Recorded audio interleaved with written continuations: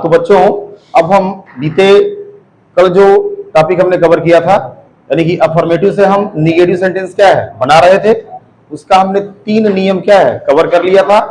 अब हम चौथे रूल को देखते हैं कि चौथे रूल के अनुसार हम एक अफर्मेटिव सेंटेंस को कैसे निगेटिव सेंटेंस में क्या है बदलते हैं।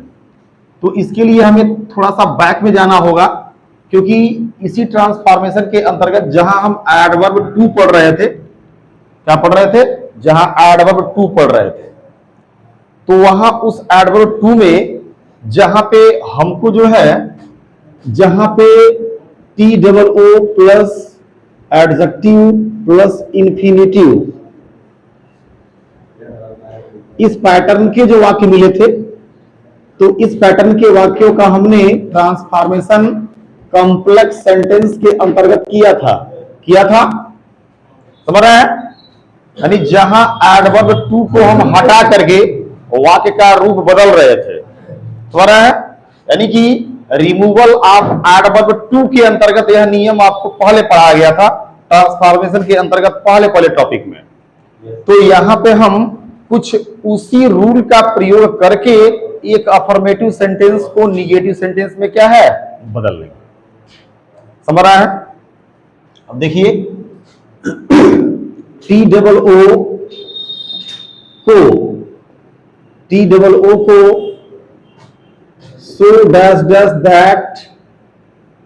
That dash dash can not या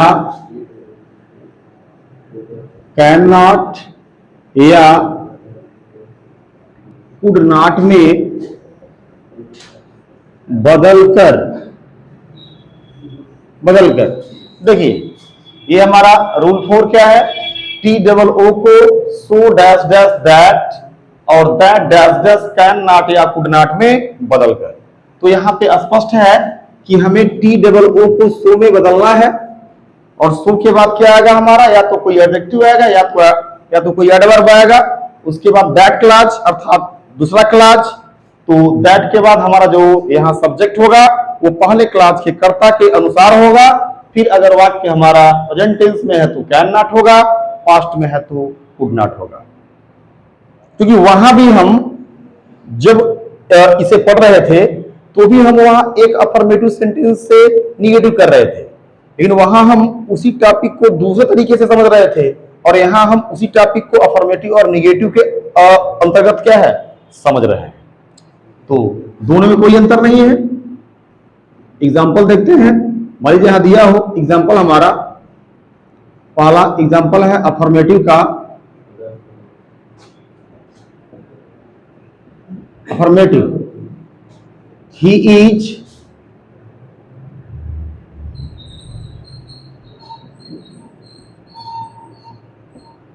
टू ओल्ड टू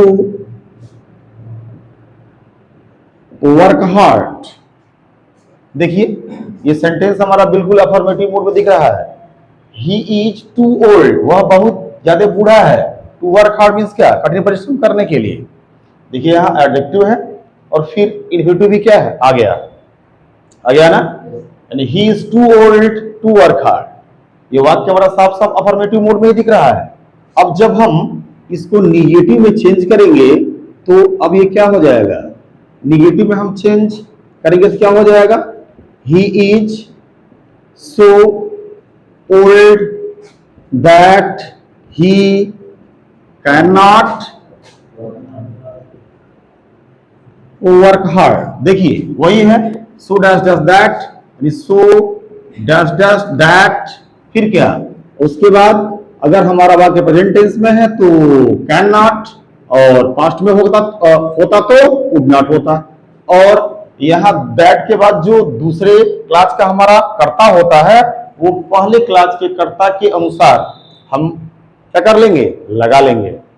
या वहां पे नियम आपको ये बताया गया था कि ही सी इट दे में से कोई एक पहले क्लास के कर्ता के अनुसार लगा लेते हैं। समझ रहे हैं? यानी वाक्य हमारा क्या हो गया, he is so old that he can not work hard. देखिए, एक अफर्मेटिव सेंटेंस से निगेटिव सेंटेंस बन गया। पहला क्लास हमारा पॉजिटिव दिख रहा है, लेकिन दूसरा क्लास हमारा क्या हो गया, निगेटिव दिखाई दे रहा है। समझ रहा है, वाक्य में कैन नॉट आ गया तो मतलब क्या, निगेटिव तो हो गया ना, और वाक्यों का रूप परिवर्तन भी हो गया। हम यहाँ पे ट्रांसफॉर्मिंग तो कर रहे हैं ना, तो ये रहा हमारा अफर्मेटिव मोड में और ये रहा हमारा निगेटिव मोड में, लेकिन दोनों के भाव में कुछ अंतर है नहीं है। पहले वाले का भी भाव वही है, दूसरे वाले का भी सेंस क्या है, वही है। समझ में आ गया? चलिए दूसरा देखते हैं। मान लीजिए यहां दिया हो अफर्मेटिव, यहां दिया हो, ये क्या है,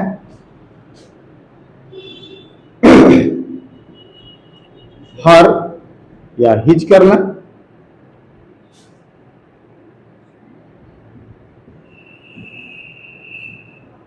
हिज लव वाज या हिज लव हैज बीन, थोड़ा अलग टेंस में देखें, his love has been too deep, too deep, ठीक है, his love has been too deep, too deep to forget, to forget, his love has been too deep to forget। देखिए यहाँ पे forget means भूलना, verb है, उसके पहले हमने इसे लगा के क्या है, एबीटी बना लिया।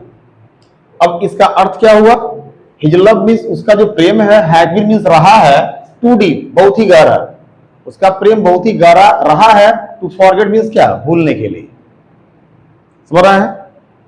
तो अब क्या करेंगे, देखिए सेंटेंस आपका बिल्कुल अफर्मेटिव मोड में ही दिख रहा है। अब जब हम इसको अफर्मेटिव से यहां निगेटिव में करेंगे तो अब ये क्या हो जाएगा, हिज लव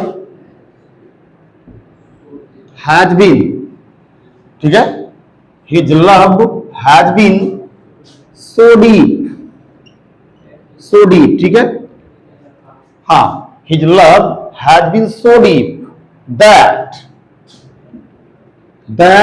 अब देखिए, अब यहां हिज लव क्या है, एक लव तो हम उसको केवल फील कर सकते हैं, तो उसका दूसरे क्लास में सब्जेक्ट क्या बनेगा, इट बनेगा, इट हो जाएगा, दैट इट वाक्य हमारा किसमें है, भले ही हैज बीन के साथ है, लेकिन है किस टेंस में, प्रेजेंट टेंस में, कैन नॉट हो जाएगा, that it can not forget, यानी वाक्य हमारा क्या हो गया, his love has been so deep that it can not forget, कि इसे भूला नहीं जा सकता है, इट कैन नॉट फॉरगेट।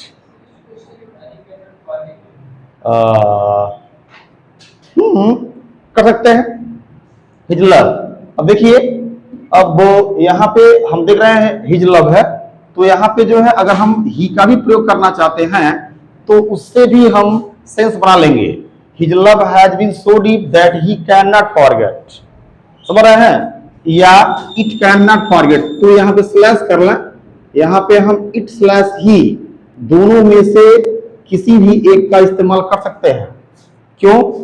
क्योंकि दोनों ही कर्ता वहां पे क्या है, थर्ड पर्सन के अंतर्गत आने वाले ही करता है। और देखिए जो इट होगा वो लव के अकॉर्डिंग सब्जेक्ट मान सकते हैं और हिज के अकॉर्डिंग मानते हैं, तो किसी व्यक्ति का रहा है, अवश्य ही वो मेल रहा है, और उसका प्रोनाउन मेल में सिंगुलर में क्या बनेगा, ही बनेगा। तो ही और इट दोनों से इसे किया जा सकता है, यू आर फ्री। समझ रहा है, अगर आप चाहते हैं इट से करना तो इट से कर सकते हैं, चाहते हैं करना ही से तो ही से कर सकते हैं। यानी वाक्य हमारा हो जाएगा क्या, his love has been so deep that it can not forget. अब देखिए इट का मतलब क्या, वो लव, ठीक, वो प्रेम जो था गहरा, और अगर ही से करते हैं तो वह भूल नहीं सकता किसे, प्रेम को, दोनों का मतलब वही है। समझ रहा है ना? तो अब देखिए यहाँ पे सो डैश डैश दैट और फिर क्या, कैन नॉट या कुड नॉट का हमने क्या कर लिया, प्रयोग कर लिया, और वाक्य सीधे अफर्मेटिव से निगेटिव मोड में क्या हो गया, बदल गया। तो इन दो एग्जांपल से आप इस तरीके के रूल पे आधारित जो वाक्य मिलेंगे अफर्मेटिव में, आप उसे निगेटिव में क्या है कर सकते हैं। अब देखते हैं रूल 5। रूल 5 जो है हमारा, ये देखिए रूल 5 जो कि बहुत ही महत्वपूर्ण नियम है। रूल 4 भी था महत्वपूर्ण, लेकिन 5 जो है कुछ ज्यादा महत्वपूर्ण है। इससे बोर्ड एग्जाम में अनेकों बार क्वेश्चन पुटअप किए गए हैं कि एज सुन एज, ठीक है, एज सुन एज वाले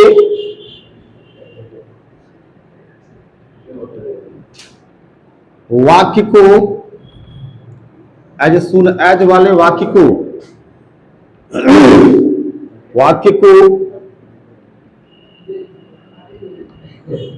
निगेटिव में बदलने के लिए इसके स्थान पर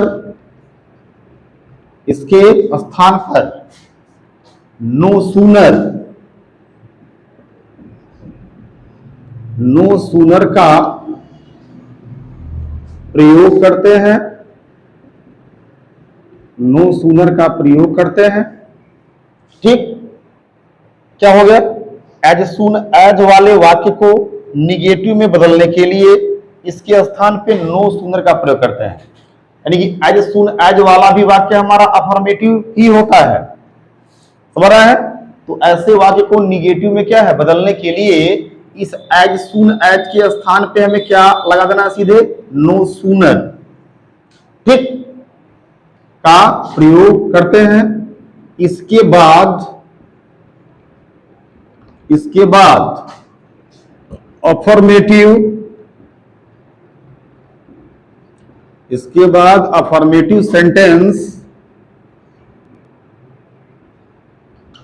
सेंटेंस के वर्ब को इंट्रोगेटिव का रूप देते हैं।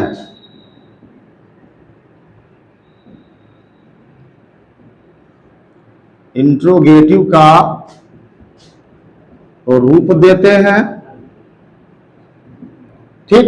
दूसरा प्रोसेस, पहला हो गया हमारा प्रोसेस क्या, कि एज सुन एज वाले वाक्य को निगेटिव में क्या है, बदलने के लिए हमें एज सुन एज के स्थान पे नो सूनर लगाना है, पहला प्रोसेस। दूसरा, इसके बाद जो एज सुन एज वाले में अफर्मेटिव सेंटेंस का पार्ट है उसके वर्ब को हमें किसमें बदलना है, इंट्रोगेटिव का रूप देना है, अर्थात इंट्रोगेटिव सेंटेंस का रूप देना है, ठीक है। अर्थात देते हैं, अर्थात हेल्पिंग वर्ब सबसे पहले प्लस सब्जेक्ट और प्लस मेन वर्ब, ठीक है। ये देखिए, ये हमारा पैटर्न बन जाएगा, अर्थात helping verb plus subject plus main verb, केवल इंट्रोगेटिव का रूप देते हैं। ध्यान दीजिएगा, यहां एक चीज मैं आपको बता दे रहा हूं, यहां केवल जो अफर्मेटिव सेंटेंस जो आया हुआ है, समझ रहे हैं, एज सुन एज के साथ, उसको अर्थात उसके वर्ब को इंट्रोगेटिव का केवल शक्ल देते हैं, आकार देते हैं। अर्थात सबसे पहले हेल्पिंग वर्ब को लगा देंगे, फिर सब्जेक्ट हो जाएगा और फिर मेन वर्ब हो जाएगा, ठीक है। इसके बाद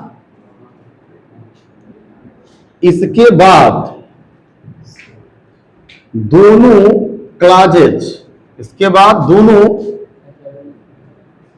क्लॉजेज के बीच में देन का प्रयोग करते हैं,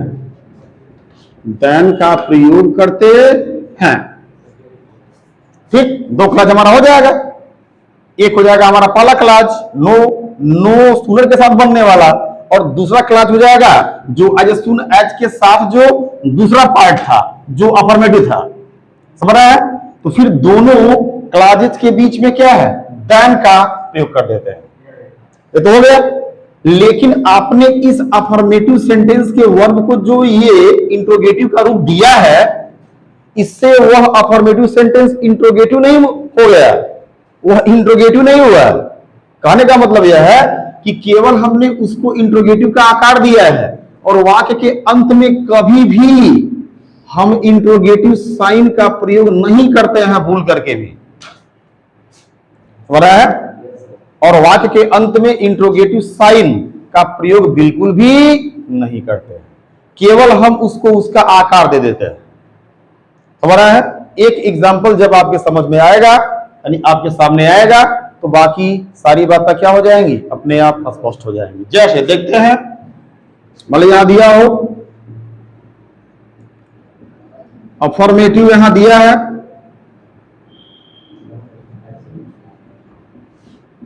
ठीक, एज सून एज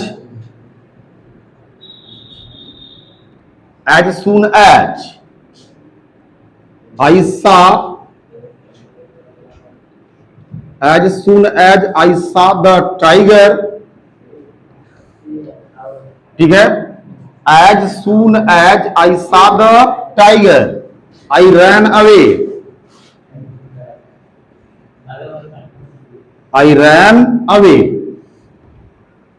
ठीक, देखिए मैंने क्या कहा, as soon as I saw the tiger, ठीक, जैसे ही मैंने बाघ को देखा, आई रैन अवे, मैं भाग गया, ठीक है। तो एज सून एज का मतलब क्या होता है, जैसे ही, ठीक है, जैसे ही हो गया। तो as soon as I saw the tiger I ran away. तो पहले इस एज सून एज के बाद ही हमें सेंटेंस में दो दो क्लाजेस दिख रहे हैं, एक क्लाजिए एक क्लाजिए, लेकिन अफर्मेटिव में हम यहां देन का प्रयोग नहीं करते हैं, या एज सून एज वाला वाक्य जब भी आएगा तो बीच में देन नहीं आएगा, तो जब हम उसे निगेटिव में चेंज करते हैं तब देन आता है। अब प्रश्न ये खड़ा होता है कि जो ये तो क्लियर है कि हमें इस एज सून एज वाले वाक्य को निगेटिव करने के लिए हम इसमें नो सून का प्रयोग करते हैं, कर दिए। अब यहां स्पष्ट बच्चों के दिमाग में ये नहीं हो पाता है कि इसके बाद वाला जो प्रोसेस है, अफर्मेटिव सेंटेंस के वर्ब को इंट्रोगेटिव का रूप देते हैं, तो इसे देंगे या इसे देंगे। तो बिल्कुल यह डाउट मैं आपके दिमाग से निकाल देना चाहता हूं कि एज सून एज के साथ ही जो पहला अफर्मेटिव सेंटेंस होगा, इसके सब्जेक्ट और वर्ब को हम क्या है, इंट्रोगेटिव का रूप देते हैं, समझ रहा है, और दूसरे को हम कांस्टेंट रखते हैं अर्थात स्थिर रखते हैं, ठीक है। अब यहां पे क्या है, हम इसे निगेटिव में चेंज करेंगे, तो अब ये क्या हो जाएगा, नो सूनर, क्या हो जाएगा, नो सूनर, ठीक। हमने एज सून एज के स्थान पे कर लिया नो सूनर, निगेटिव में हो गया। अब ऐसा, ऐसा को जब इंट्रोगेटिव का रूप देंगे तो यह क्या हो जाएगा, डिड आई सी, यह इस रूप में हो जाएगा, क्योंकि इंट्रोगेटिव का रूप हम इसे दे रहे हैं, तो ऐसा पास्ट इंडिफिनिट का अफर्मेटिव सेंटेंस है, तो जब उसे इंट्रोगेटिव का रूप देंगे तो वहां दोनों ही प्रकार के कर्ताओं के साथ क्या हो जाएगा, डिड आएगा, फिर कर्ता आएगा जो कि आई है यहां पे, और जब डिड आ जाएगा तो मेन वर्ब का क्या आ जाएगा, फर्स्ट फॉर्म आ जाएगा, समझ रहे हैं। तो अब ये हो गया no sooner did, no sooner did I see, no sooner did I see the tiger, ऐसा हो जाएगा, द टाइगर देन, एक क्लास ये हमारा हो गया, एक क्लास हमारा हुआ ना, और फिर क्या बोला गया, दोनों क्लासेस के बीच में हमें देन लगा देना है, देन हमने लगा दिया, then I ran away, then I ran away, यानी वाक्य हमारा क्या हो गया, no sooner did I see the tiger then I ran away। एक क्लास ये हो गया, एक क्लास ये हो गया, दोनों के बीच में हमने देन लगा दिया। क्लास कभी होगा जब यहां सब्जेक्ट भी इस्तेमाल करेंगे, और यहां भी सब्जेक्ट इस्तेमाल किया ही गया है।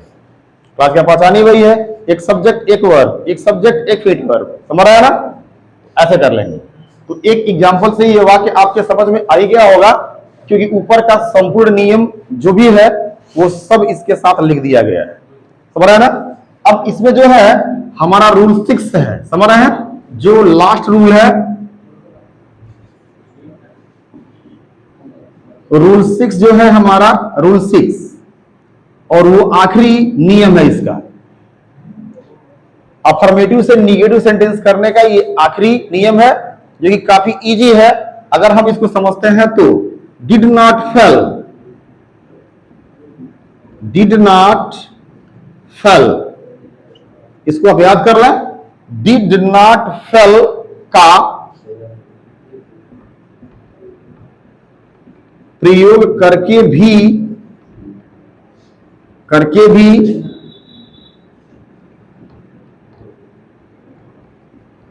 अफर्मेटिव से निगेटिव सेंटेंस बनते हैं या बनाए जाते हैं, बनाए जाते हैं। देखिए क्या बता रहा है, डिड नॉट फेल का प्रयोग करके भी अफर्मेटिव से निगेटिव सेंटेंस क्या है, बनाए जाते हैं। ठीक है। अब देखिए यहां कैसे बनता है डिड नॉट फेल का प्रयोग करके। जैसे मान लीजिए पहला है एग्जांपल है, यहां अफर्मेटिव यहां दिया हो, क्या, आई saw the Red fort, proper noun है, जहां भी लिखेंगे उसका पहला अक्षर क्या होगा, कैपिटल होगा। I saw the Red Fort last year, last year, ये हो गया। I saw the Red Fort last year, I saw means मैंने देखा, द रेड फोर्ट मीन्स क्या, लाल किले को, लास्ट ईयर मीन्स क्या, पिछले वर्ष, पिछले वर्ष मैंने लाल किले को देखा। देखिए वाक्य हमारा अफर्मेटिव मोड में साफ साफ दिख रहा है, दिख रहा है ना। तो जब हम इसको निगेटिव करेंगे, यहां जब हम निगेटिव करेंगे तो अब क्या हो जाएगा, मैंने क्या कहा है कि डिड नॉट फेल का प्रयोग करके भी अफर्मेटिव से निगेटिव सेंटेंस बनते हैं, अर्थात जो ऐसे सेंटेंस होंगे वो 100% पास्ट में ही लिखे गए होंगे, क्योंकि डिड नॉट फेल किसमें आता है, पास्ट इंडिफिनिट टेंस में ही आता है। अर्थात जो ऐसे वाक्य होंगे वो हमेशा पास्ट इंडिफिनिट मोड में ही होंगे, अर्थात पास्ट मोड में ही रहेंगे। ना, जैसा यहां सा है कि नहीं है। तो अब क्या हो जाएगा, आई डिड नॉट,